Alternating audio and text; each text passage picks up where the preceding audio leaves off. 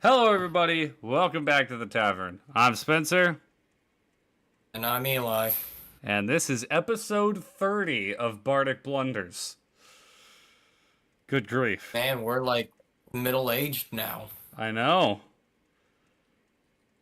Good grief, man. How are we still on the air? I- mm, that's a better question for you than it is for me. I I've been mean, trying to get you off the air.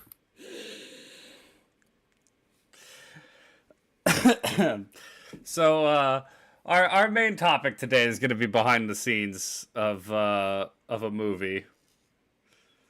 Because Eli's got some insider knowledge on the behind the scenes of making a movie. But I do want to tell a story real quick. That was pretty fun. I didn't talk about it while we were playing Lethal Company, but I figured we were just jamming along, hanging out. Uh, so yesterday, I wake up, I go to the gym, just like I do every morning. I get home, and as I'm making my food, I was making chicken, protein packed post workout meal. I pull a knife out of the knife block, absolutely fumble it. It bounces off the counter and lands right in my toe, point down. So I have a hole in my toe, and had to work my whole shift at work yesterday, and I was doing great. I was like, I'm not too bad. I'm not in too much pain. It's not a big deal. Right at the end of the night, I kicked a pallet, and woof. I gotta say, don't do that. It's not fun. So I can finally join you in saying I've dropped the knife in my foot. What's up, Cheese? Oh man, I listen, man. My feet are so scarred over. It's not even funny at this point.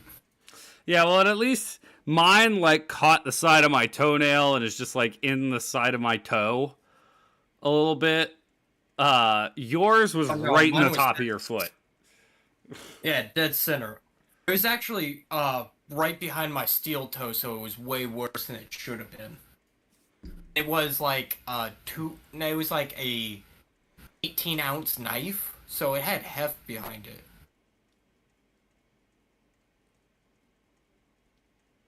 This is to win the lethal. Oh yeah, sorry. We've been doing them on Tuesday because that's the only day we've been able to do them. Um, Uh, I'd be more than willing to do a Lethal Company stream with chat on another day. But I usually stream fairly early, so I think most of the time you're gonna end up being in school. Although you're gonna be coming to summer break before too long. Um, yeah. but yes, like I said, we're gonna do a little bit of a shorter podcast today because Eli tired. He is Eli's barely been up sitting up since in his 10 p.m. chair. last night. So The only reason I haven't knocked it back yet is because I'm trying not to fall asleep during the podcast. that's fair. Uh, so to keep Eli awake. Oh, update. My computer broke. Jeez. So I'm breaking from streaming for a bit. I might do a few videos here and there till I can get it fixed. It's an easy fix. I just don't have a lot of time on my hands right now. Yeah, I need to find the time. Yeah. If I wasn't training my new job this week, I would probably have it done Friday morning, but I'm Not training. exactly an option.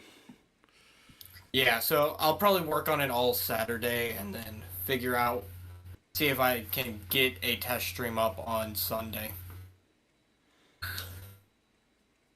But yeah. So you have talked about it a little bit. You talked about it a few streams ago, a few podcasts ago. You have been behind the scenes on the making of a amateur movie, not like a Hollywood, big budget movie or anything, but still. It was a short film project. Yeah. Live action, not animated. Live, I yeah. know a little bit about animated, but not a lot. I've done stop motion short films, which was a word of advice. Anybody who wants to get into stop motion, be an artist. Don't do what I did.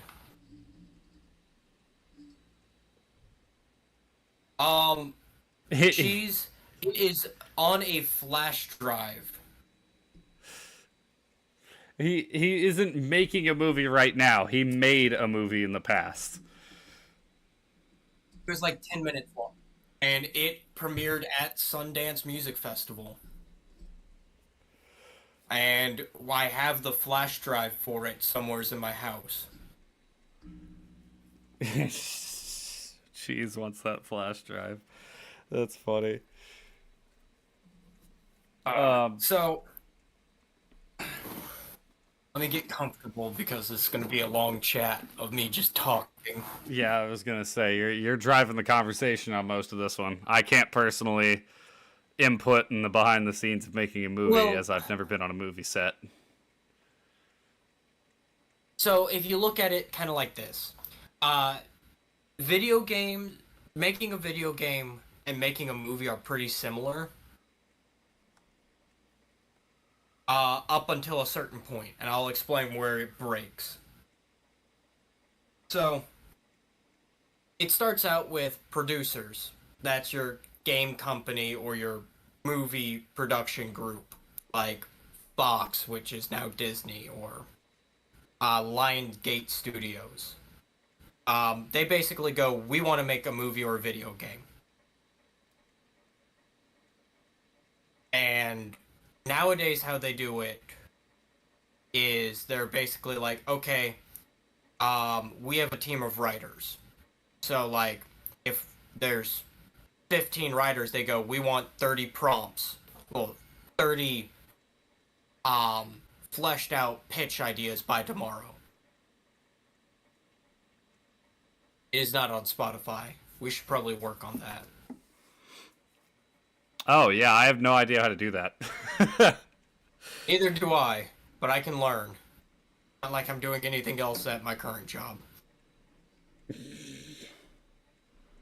I hope one of my bosses tunes in to hear that. That'd be hilarious. Get a phone call, you're fired. Oh, cool, awesome. Guess I'm fixing my PC tomorrow. But, so, 15 writers, they each come up with 2, and they pitch them. And they sit through, like, this huge process where you have the executive sitting behind a board. Oh, Sundance is an indie music festival. Well, not indie music, indie film festival. I was gonna say Basically, I'm tired. Basically, you show up with, you submit projects. It's a lot of students, like college students. I was special because I did it in high school. But you submit the project, they go, okay, this is cool, they watch it. I don't remember off the top of my head, jeez, I'm exhausted. It was back before they were doing, like, the live streaming it, which is kinda sad. Because I remember, like, the year after, it might have been, like, a year or 2 after they did Looper on there, and I was like, that's dope. Because I heard about that one, I didn't even see it.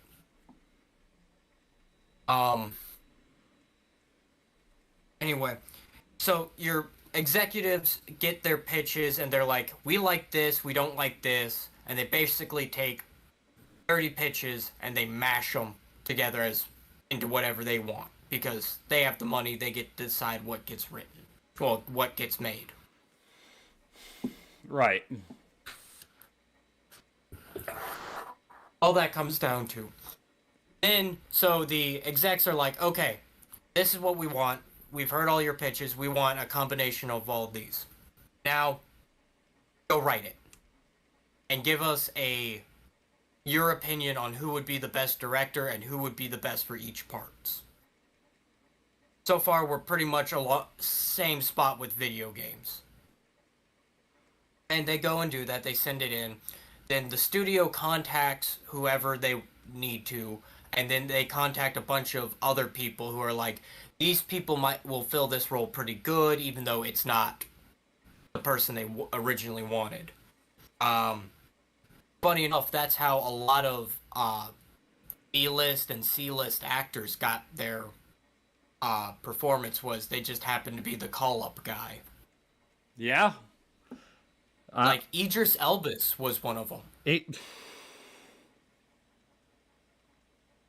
I messed up his name, didn't I? You got the first name right. Elba. Elba. Idris Elba, not Elvis. Yeah. His first hit was the Towers movie, right? Like, he was fairly unknown until then. There's quite a few actors that have come from nowhere. And when I say nowhere, I mean nowhere. Because you get your ones that it was like they were on Disney Channel, they were on Nickelodeon, they were on, like one of those.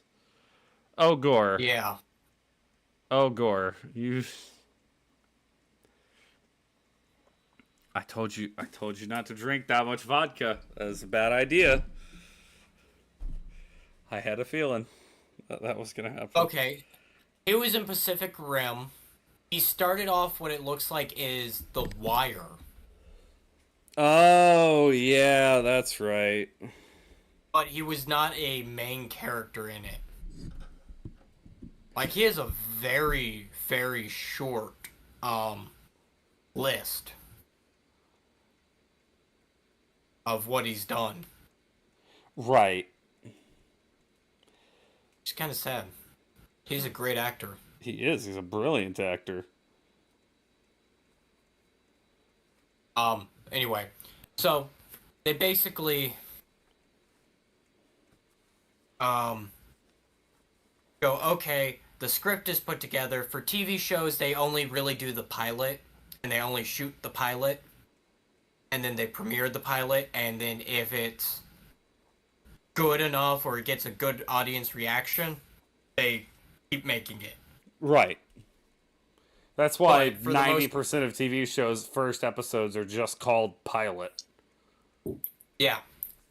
And why they're so all over the place compared to other things.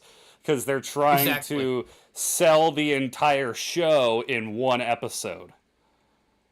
Yep. But they run into a lot of problems with that because, like, look at a lot of pilots. They don't do a good job of... If they do end up making air,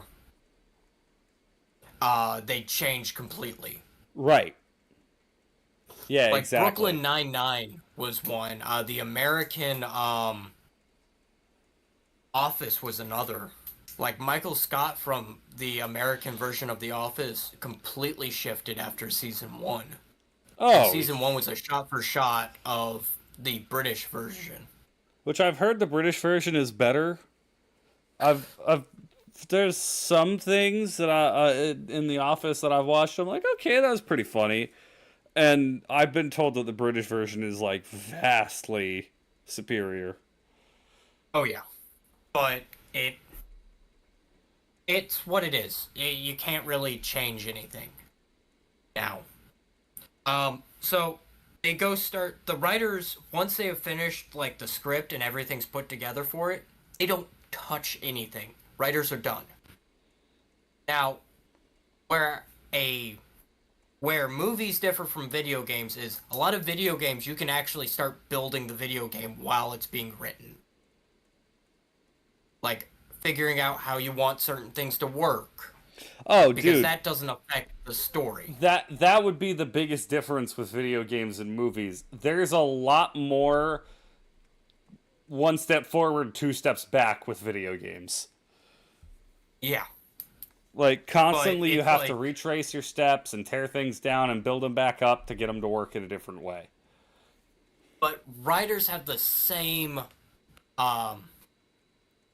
job in both. They're like, here's the script, bye. Yep. Call us if you need anything fixed or changed. And they kind of just hang out and do their next thing. That's why the Writers Guild threw such a fit with everything that went on in Hollywood, and I was like, you guys aren't doing anything. I've been in writers' rooms. You guys don't do anything.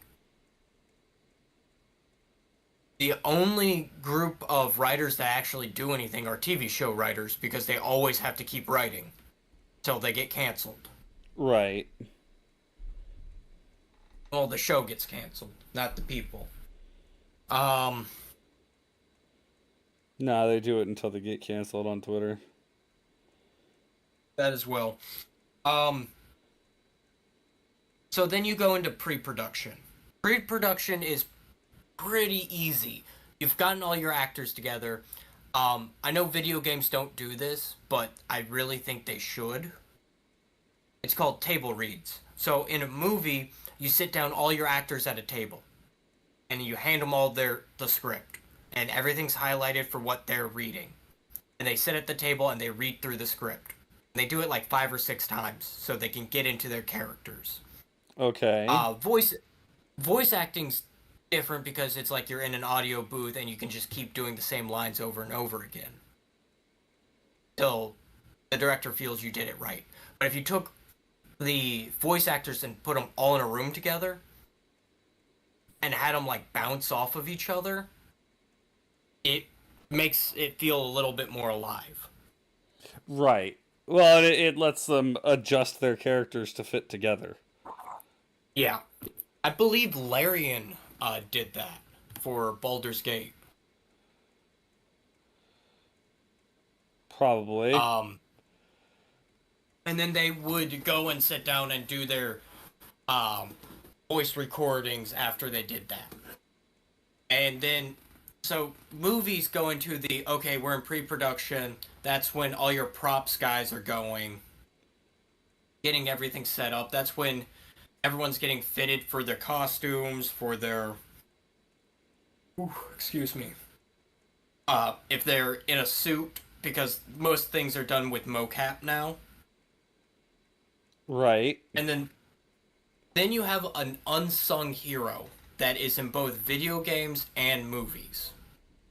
It's called the Folio Guy. All the sound effects that happen in a game have to be recorded. Right. So, like, you shoot a gun in a video game. Somebody had to go shoot an actual gun and record it and then, like, tune it to the video game. Yeah, and these guys work hard. Well, that's where you get those really interesting things where it's like you hear about how they made the sounds for certain things in the game, like the flood being pugs. They had a pug and they chased it around the office. It was one of the, not executives, but one of the designers' pets that they just brought to the office because it was sick. And they would just chase it around with a microphone. Yep. And that's where you get all the flood noises, just keyed up and compressed. And that's the same with all the alien, the Covenant's language, the elites specifically. Sangheili, that's the word I'm looking for. Yep. The Sangheili language in Halo 1 is just Sergeant Johnson's voice lines. Pitched down and sped up. Pitched down, sped up, and turned backwards. Played in reverse. Yep. That's what I'm... Jeez.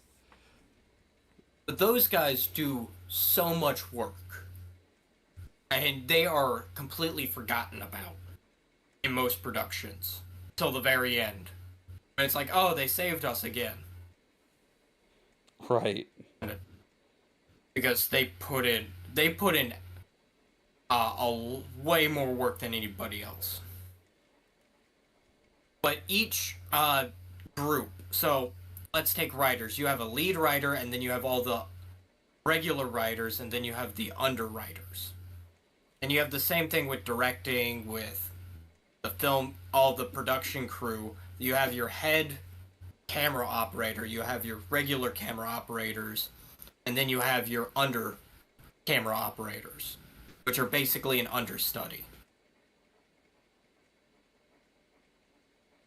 Then you get into the shooting. So video games, it's kind of like you do the voice lines and you just lay them into where you need them. Right. That one's not hard. Movies, you do take after take after take and if you mess something up, especially Keanu Reeves, it happened to him during Matrix. He slipped in a scene that cost like $10,000 per shot, and he slipped like 4 times.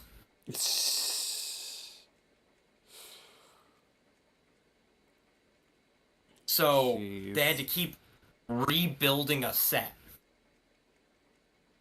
So it goes into a lot of that, like, you got all your set people on, you have your actors who, something that they don't tell you about movies is they don't shoot the movie from start to finish. Like, scene 1, take 1 scene 1 is not filmed first. No. Most of the time it's like filmed in the middle. Well, and you have like your climactic stuff taken care of first. And there's so much stuff that gets filmed that never makes it into the movie. Oh yeah. Which can be really irritating when it makes it into marketing, but not the movie. Like, for example, the biggest one, the most egregious one ever, Avengers Infinity War. When in both a trailer, and they made Funko Pops out of it, and statues, and everything, showing the Hulk busting out of the Hulkbuster. It was like, oh, sick, that's gonna be awesome. Never happened. Yep. So, there's a lot of stuff that goes into that, because there's like and as like directors and writers, you have to learn like, oh man, this isn't working. Oh man, we gotta fix it now, because we don't have time at the end of the shoot to go back and retake this. Right. That's why they normally have a writer on set to basically go, oh, that needs to be fixed. Sitting there with a red pen on the script, just fixing everything that he can as they're going. And that tends to end up being underwriters, and that's why you get so many writers that come up like, oh, just fix things. It's like, yeah, that's why you don't have a creative idea of your own.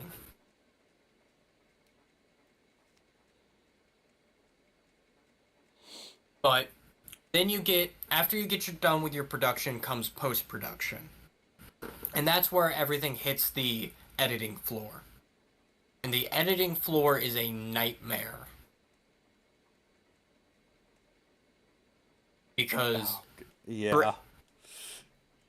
So, it was explained to me very early on. For every minute that you film something, that is 10 hours worth of editing. Excuse me. That's 10 hours worth of editing. So the 10-minute film I shot took me about 100 hours. Ugh. And that's why learning how to edit YouTube videos is the least appealing thing in my mind. Obviously, it's not going to be as difficult as editing a movie, but it just seems so exhausting. That's why I like live streaming. Yeah. So videos compared to movies, very different ballgame. But videos, you can basically go, okay, well, nothing happened from... Or, like, I took a bathroom break. I'm going to cut it here, restart it here. Yeah. Oh, yeah. Nothing really happened here. Oh, whoopsie. I was in a loading screen for an hour. You know, oh darn. Whoops, I said something I can't say here. Let me cut it out. Or beep it. Or bleep it. Something. Yeah.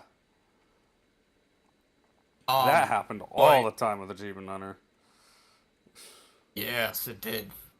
Um, very rarely do you get one shot takes, but they have been ever since Hardcore Henry, they have been making an uprising in film, and it's ridiculously cool Have you to me. seen the one shot take where it's the camera panning around the room with the woman in her apartment Yes, as everything's changing and all the people coming in, grabbing different things, resetting the whole thing, like constantly everybody's moving and so it's much a. is happening off camera.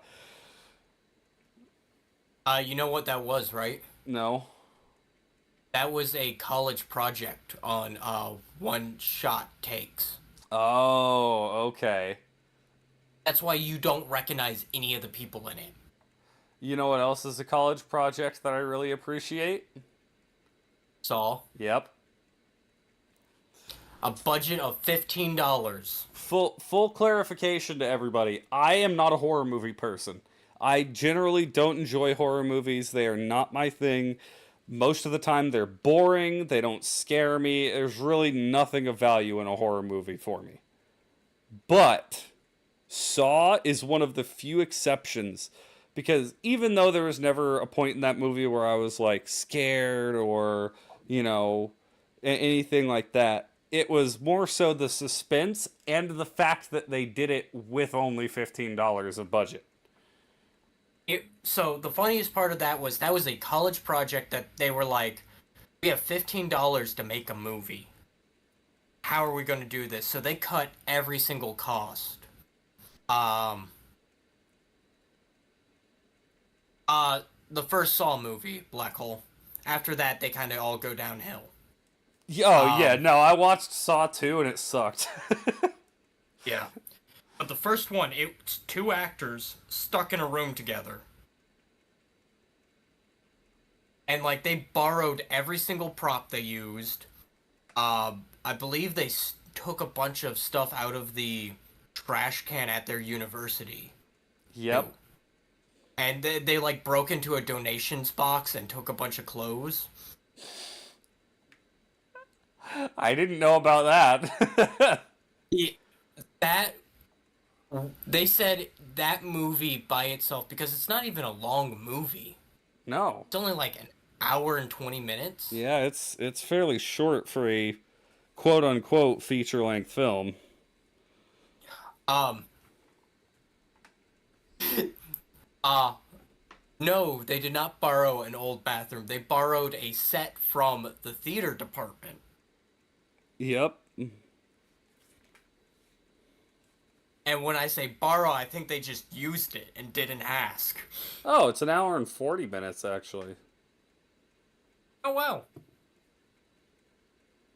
100 minute, that's about right.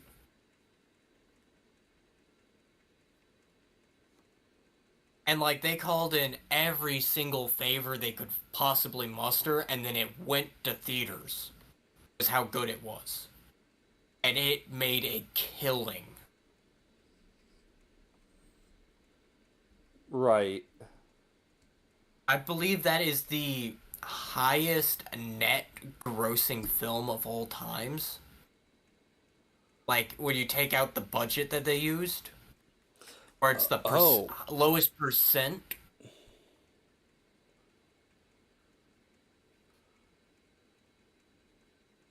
But back to the topic of once you get to the post production, that's when the marketing team kicks in.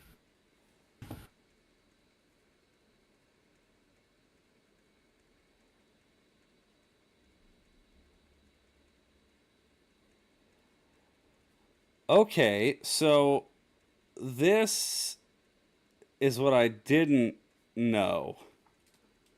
The original Saw was the short film. Mm. It was a short film of 2003. The Saw movie was basically an expansion on it.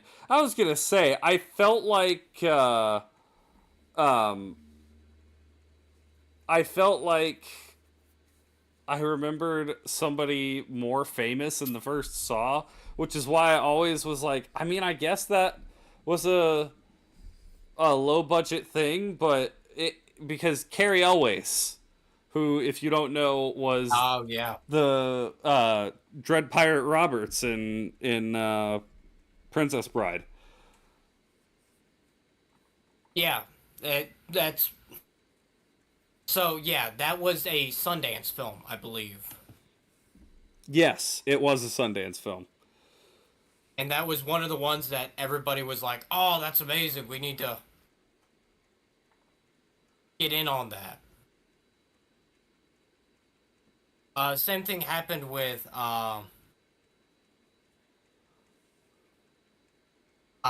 Looper was another one that happened with. It was just a project film that they turned into a whole movie because it was like, oh man, that's a great idea. Wasn't the short film is way better than the actual movie. But Right. Netflix has been buying up a lot of those small projects and letting them run with an actual budget, and it's pretty cool to me. That's one thing I can respect Netflix for, even if most of the stuff they put on there ends up as trash. Yeah. No They offense to the people who let make it. yeah, it's the problem is a lot of those guys are like the film side of it, not the marketing side. Well, and I've watched a couple of those straight to Netflix things, and a lot of times it's like they really didn't vet this person before they gave them a series, did they? Oh yeah, probably not. Like I can go pitch a show to Netflix and probably get in. I mean, hey, why not? Let's make a show.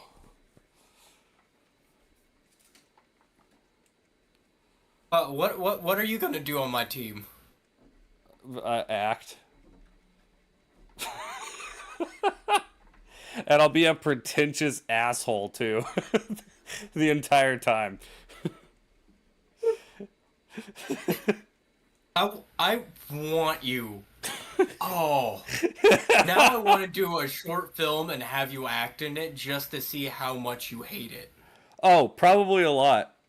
Probably a lot. I wouldn't be surprised. I've I'm been. gonna get all the hottest women I know Oh to also gosh, be in it you just to torture you. see that wouldn't even be the problem. It would mostly be with it if I had a lot of people watching me. That's when it would become an issue, because like I'm on stream, and even like during my Hollow Knight stream when it was like you have 13 people in here, that didn't really bother me. If I legitimately had 13 people in this room that I didn't know staring at what I was doing, I would not be okay. Yeah. It, yeah. I know. Ah. Now I just have a reason to write something and stick you in it Jeez. just See, to upset you. I'm interested in voice acting. I'd love to do some voice acting. And I've been kind of practicing it as I've DM'd. Oh yeah. I kind of gave up on it, so now I'm just like, yeah, this person tells you this information.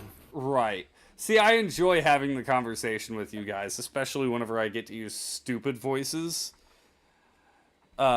But I mean, there are You some that guys have been. did absolutely love the goblin I put in the last session. Oh yeah, of course. But yeah, like the jester, for example. Oh man, he is so hard because I'm trying to, you know, get across how, I mean, one, he's insane, but he's always going, his inflection is off, where he's always up and down and up and down and up and down, and then Oh, so occasionally. he's talking like an Irish person. What? Yeah, that. Okay, this is gonna go back to like me geeking out. the way people talk is based on region, so like certain accents lilt up and down. Yes. Irish is one of those that does that. They go up and down in their sentences.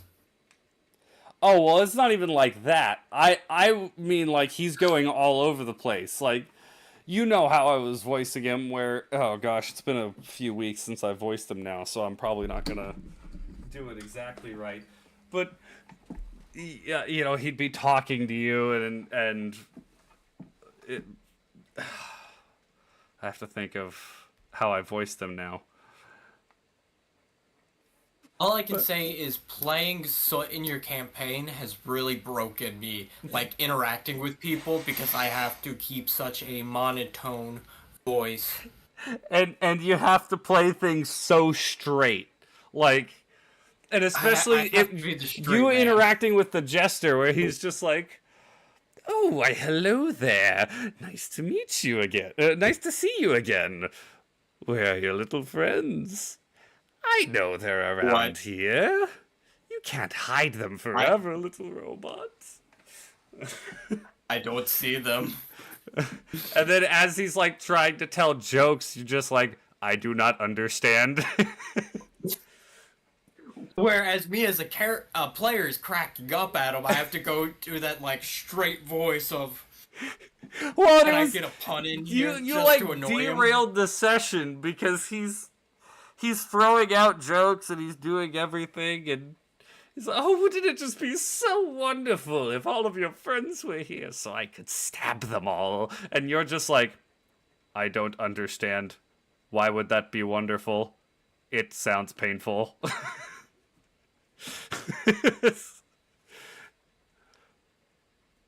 And then I kept like layering in puns just to annoy him, Yeah. but doing them so Like, straight and faced. and and like they were accidental puns. Yeah, that's the whole thing where it's like, you're doing that on purpose. No, I am not. What are you talking What am about? I doing on purpose? I don't get it. The character, yeah. Essentially, Eli's just playing a robot in that campaign, and The worst it's part is he has a high intelligence and a high wisdom. He just has no charisma. right. But he's also a former war machine. Like, he wouldn't know how to talk, and he wouldn't understand the jester. Yep, Yeah, like Warforged moment. the jester's trying to pry information out, and so it's just answering questions.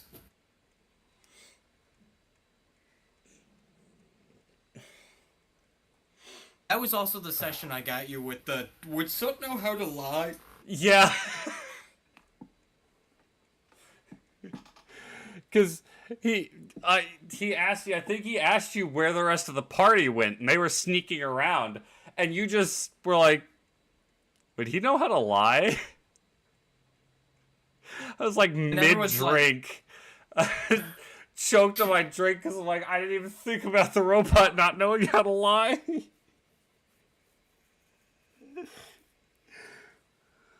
you should have made me make a deception roll at that just so I I failed I should have. terribly. I should have.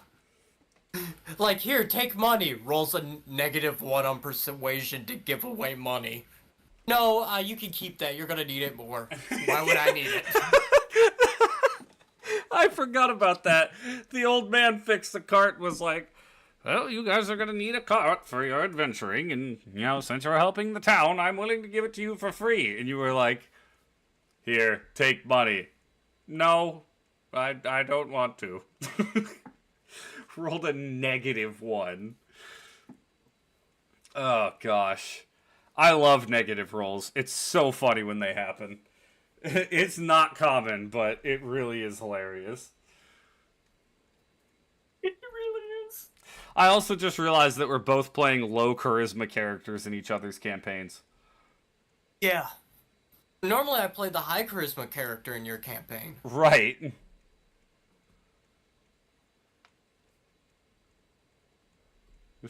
Oh boy. I I love playing charisma characters because I find so much fun in just screwing with the DM. But I took a break from it. Now you're screwing me with a lack of charisma. Yeah, you have nothing to play off of now. But it's I really enjoy when I do a voice and somebody is like, whoa, like somebody makes a comment about it. Like when I did the robot voice last campaign, I was like, oh, my robot voice is gonna sound stupid, and all of you guys were like, that's a pretty good robot voice. I was like, oh, really? It's like, it's just stupid. It was just the talking inward. Messaging me. But anyway, Yeah. So you get to post production, which is all your editing, all your like, hey, we need this actor to come in and record some lines because it didn't get picked up too well on the microphone. That's where all the editing and cuts happen. But that's also where the marketing team goes, okay, we're going to start marketing it. Give us all your promotional stuff. Which a lot of it isn't edited stuff. So they're like, we got to do that first. We have 12 hours worth of movie to trim down to 2 hours. okay. Well, We don't have time to make promotional. right. And then it's like any VFX that they have to put in, like the Hulk busting out of the Hulkbuster armor. That's a lot of money that they went into making that happen that they didn't use. Oh, yeah. Oh, yeah. Well, and if people wonder, like, I don't think people realize when a film is announced, it's been done filming for months, typically. Like, it's like what you're seeing, and you're like, oh man, that movie release is like late next year. Yeah, it's already done, and it was probably done almost a year ago. They've They're been just spending so much time doing editing and post production stuff. and the editing floor turns. So it got talked about a lot at Rooster Teeth. That when it came time to edit, the editing crunch was terrible because it was like, yeah, you're sleeping at the office because you have to. It's the only way you can get things done. And let's be fair too. Rooster Teeth straight up abused their editors. Yeah. It was not nice to be an editor at Rooster Teeth. Yeah. But a lot of the that's why editors have such a high turnover rate in film production. Because they burn out within 2 or 3 movies. Right. Animators have the same problem. I can imagine, dude, animating. I've watched animators who animate like a 2-minute video on YouTube, and it's like, yeah, that took me 45 hours for 2 minutes. And then you have animators like the old school animators who had to do it photo on top of photo on top of photo. Oh gosh. And had to make it look smooth. I believe one animator actually figured out a trick to it. So, the human eye visualizes everything in 60 frames per second. Mm-hmm. However, if you play something at 30 frames per second, our brains can't tell the difference. Right. Well, and that's why you hit a certain point and it's just like, it doesn't change anything anymore. Yeah. Matt Colville talked about it in one of his things where they were like testing something, so they removed every third frame of a movie just to see what would happen. Mm-hmm. And it completely ruined the movie. But they were like, it still looked together. Yes, Black Hole, we are, that's why that is such a big thing, is like stop motion, people hate stop motion when you're doing that side of it. Because it takes forever.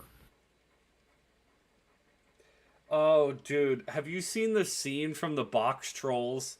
It was that little claymation movie where I think it's near the end, and the two guys are sitting there talking to each other, and he's like, "Have you ever thought about the universe?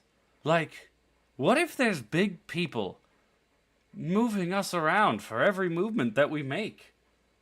Like that little movement right there. That's a whole day." Yeah, and me blinking. That's probably a whole week. And they're like going back and forth, just talking about what it's taking these guys to do this little claymation thing. And then as they're talking about it, it starts showing the time lapse of the guy moving them. Yeah. Or, Nightmare Before Christmas was all stop motion. Oh, yes. Brilliant movie. Love that Yeah. movie. Have you seen the stop motion Pinocchio that came out last year? I have not.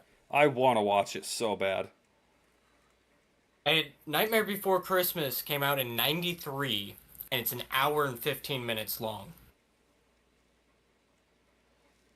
Yeah. How long did it take to make it? Over 3 years. Yeah. Long time. Well, and I mean, because you gotta and they imagine. animated a chunk of it. Yeah, there were certain points where it's animated, but you gotta imagine, especially with the songs, you have to match them up perfectly. Yeah. So the creative team produced 70 seconds of the final movie for every week of work. Oh, oh gosh.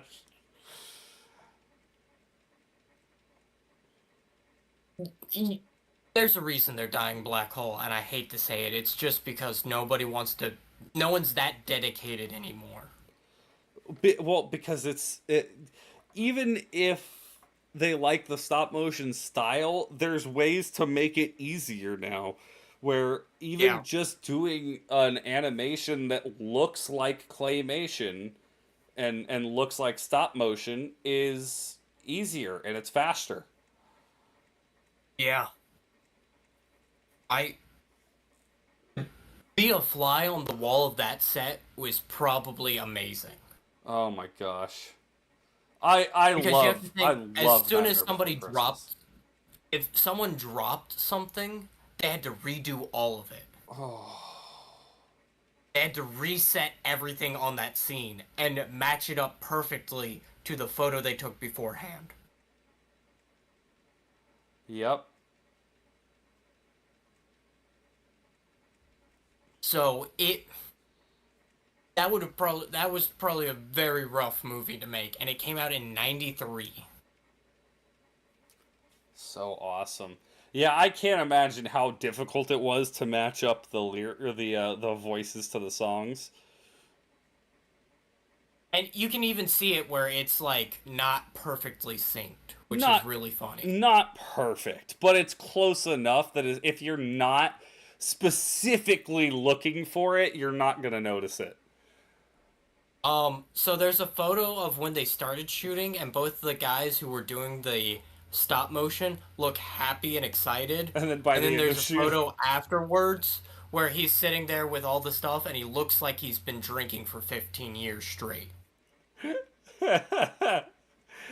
oh man, Like, his eyes are sunken in.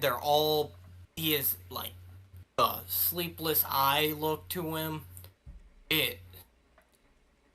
my favorite scene in that movie, and I can't imagine the behind the scenes of it, is Oogie Boogie's song, where he's singing to Santa, and he like goes glow in the dark, and he's got the roulette thing with uh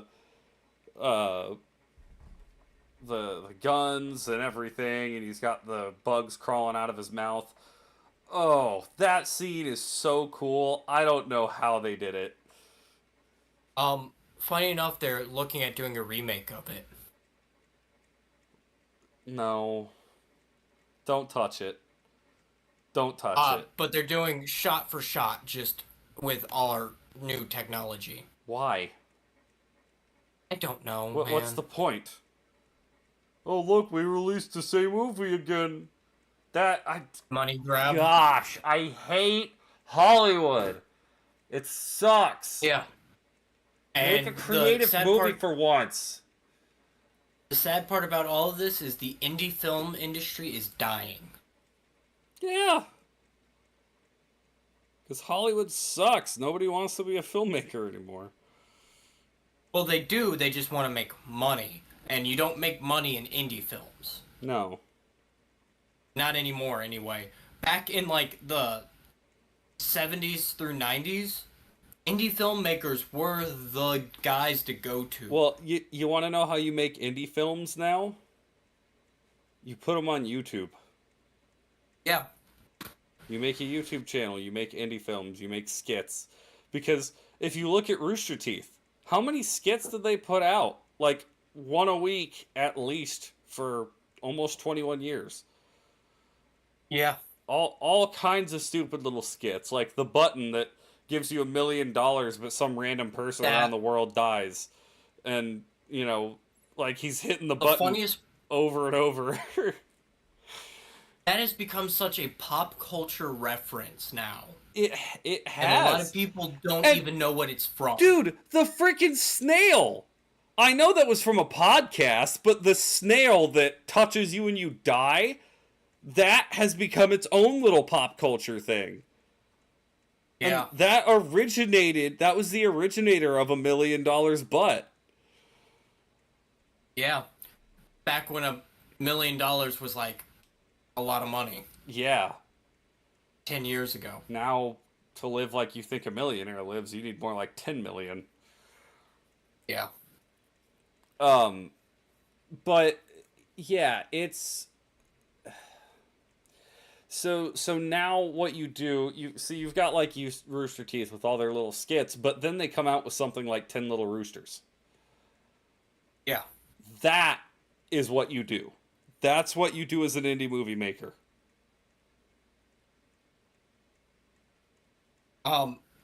The golden age of animation. Oh, that's his indie animation. My bad. Yes, indie animation. Definitely now. It's a lot of the... I'll say this. The Newgrounds animators walked so the current day animators could run.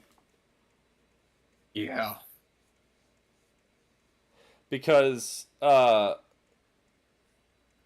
if you just... I mean, heck, if I just go on look on YouTube, how many animation channels am I following? Let's see... I know I'm at least following... What's his name? Why did I lose his name? Gosh dang it, the one who has Christian Kirby. Terminal Montage. He's great. You've got Meat Canyon, who makes the really disturbing animations. There's all kinds of animators now on YouTube. And it's really cool to see because you get a lot of interesting little things that people come up with. Dude, that you can find like fan-made Star Wars animations that are better than anything Star Wars has put out in the last 15 years. Dude, exactly. It's sad to look at it. Like Jaden Animations, who animates her Pokemon Nuzlocke runs. Oh yeah. Jaden Animations is another big one. Odd Ones Out. He's another big animation channel. There's certainly a lot of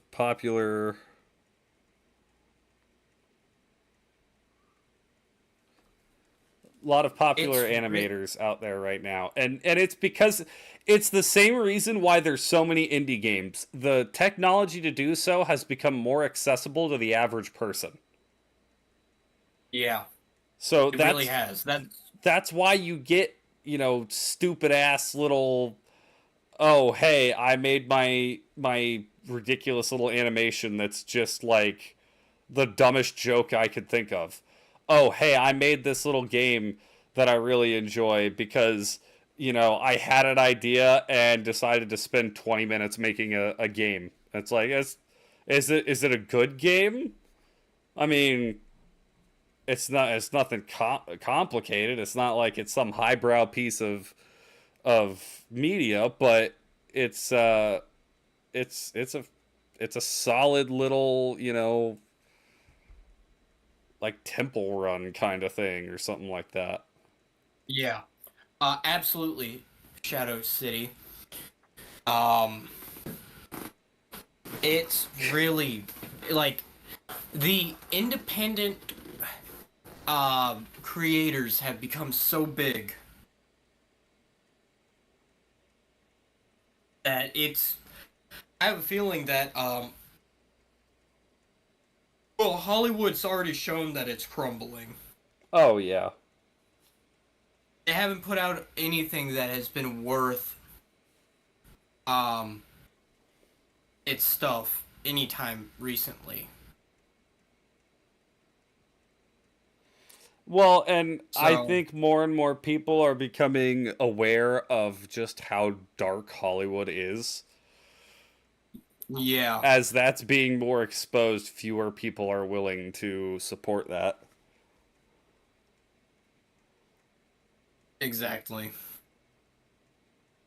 Like I the amount of like and this is a really sad fact. You look at it like I've brought it up to you like gamers, like professional gamers have some of the highest depression rates because all they do is get locked in a room and told to play one video game. Oh yeah, dude. That seriously, that's I've never wanted to compete in playing a video game ever because it seems like the most depressing thing in the world. It's the same reason why I don't want to get into speedrunning because playing a game for 2 hours just to like mess one thing up and have to start over. Now there are some people that thrive on that, and I Oh, good for them. some people love that. I don't. I don't at all. That's why most of my speedruns haven't been finished because once I get a bump in the road, I'm just like, all right, I'm done.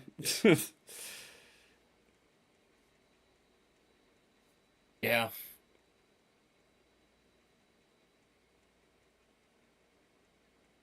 It's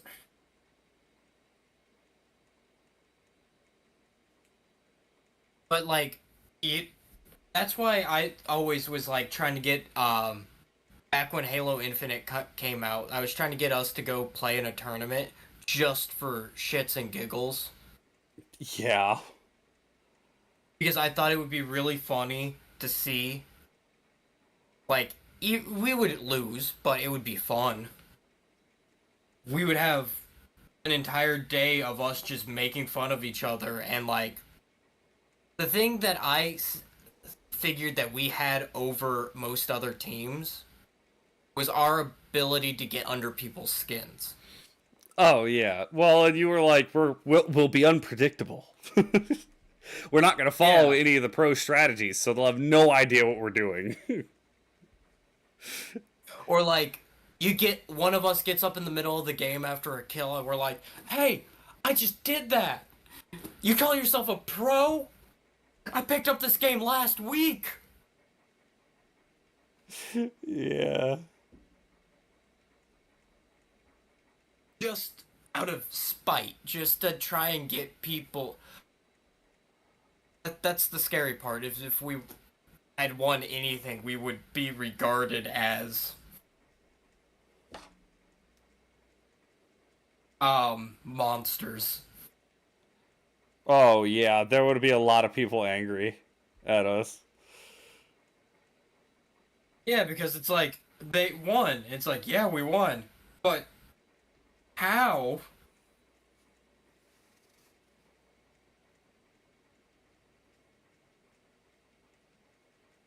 This makes no sense. Yeah. Oh boy. Jeez Louise.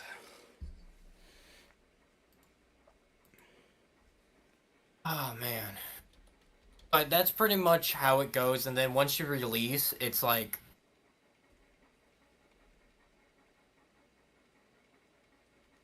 you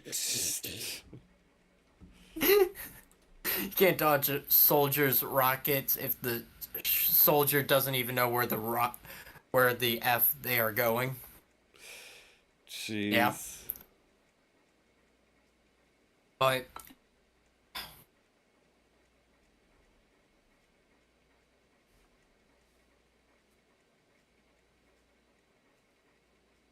that it that we could like sit down and break it down.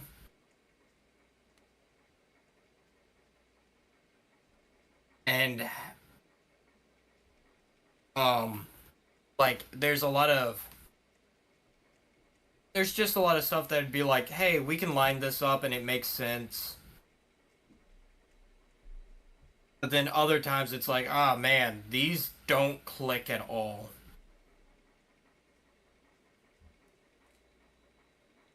We should make our own movie. I had an idea for a TV show, but I feel that it would be better as an animation. I just don't know how to animate anything. Yeah, neither do I. Yeah. Guess we're making a TV show. Heck yeah. I have no idea.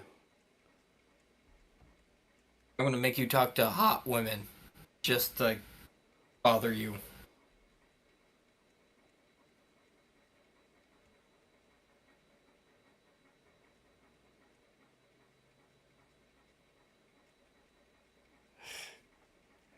Okay. Listen, man, I gotta have fun with you one way or another.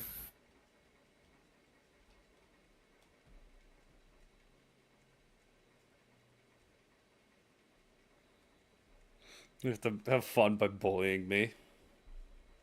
Oh, absolutely. Oh, right, there's my quote. I got my quote. All right. My quote is from Fire Force. It's, having a Mm-hmm. sense of fear allows you to make cool-headed decisions. Just don't chicken out because of it. That's Obi from Fire Force. Mine is fairy tales do not tell children the dragons exist. Children already know dragons exist. Fairy tales tell children the dragons can be killed. Gilbert K. Chesterton. That's a good one.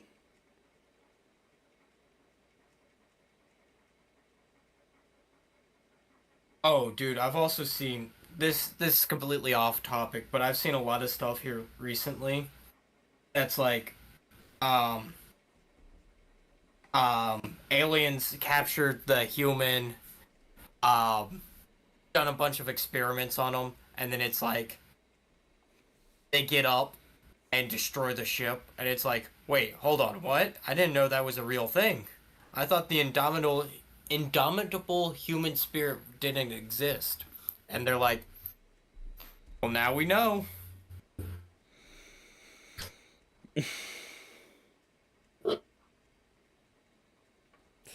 Oh boy. All right. Well, that's all we got for this episode. That's all, folks. Episode 30. Fairly short compared to our recent ones, but for a good what are we reason. going to do next week? I don't know. Oh, question. do we have any like specials coming up? I don't know. Oh. What do you mean by specials? Episode 69, yes. Can't wait for episode. Shadow. Hey, we're less than halfway there, so you know. What do you mean? We're less than halfway. 34 would be halfway. Yeah, exactly. So we're less than halfway there. Oh. I don't know when major holidays are. Oof. We already did our Easter one. Yeah, our Easter one was a while ago now. What's Daisy? I don't think there's any major holidays next month. 4th of July podcast. Yeah, that's in a couple months. And also, what are you talking about? We have to do your birthday podcast. Alright, shut up.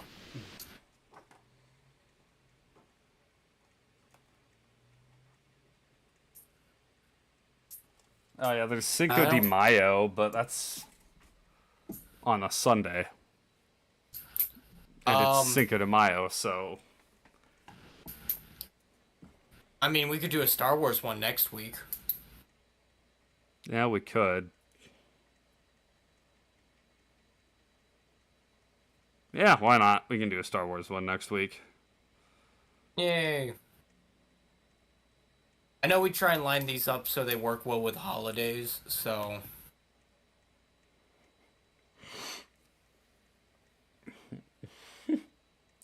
Well, I mean, sometimes, but...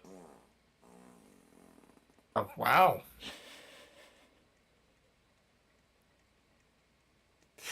Alright, tally ho!